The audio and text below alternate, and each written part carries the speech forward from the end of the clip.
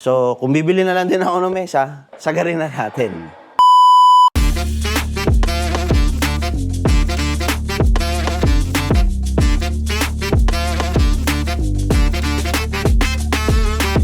So, ayun. Napalayas na naman ako sa mesa ko. Pero, since lumalaki na si PowerTech, dumadami din tayo sa team. At kinakailangan ko na rin talaga ng bagong upgrade. Kasi ako na lang talaga ang nagre-repair ng mga motherboards. Ako ang sa motherboards, karamihan. Kinakailangan ko na rin talaga ng bagong mesa. So, ayan. So, operation backlash tayo dito sa luma nating lamesa. Tapos, ililipat na lang natin. Most of the things na kailangan ko nandun na sa kabilang mesa. Hopefully, within the day, matapos na to. So, balikan natin pagkatapos na.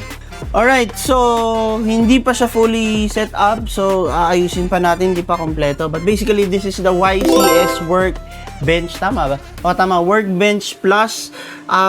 Shout out dyan kay Sir Christian Kaya tsaka kay Ariel Tools for making this table happen. Sila ang nagpasok dito at silang nagbenta sa akin. Take note, hindi to sponsored.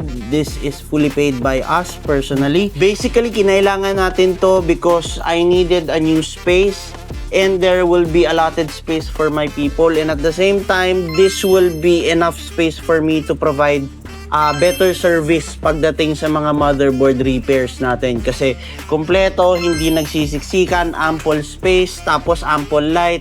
May mga nagtatanong sa mga tools ng mga basic technicians, to follow na lang po yun. And I will make a full work around nitong mesa pagdating on our next episode. So antabayanan nyo yung mga technicians dyan na nagtatanong sa atin.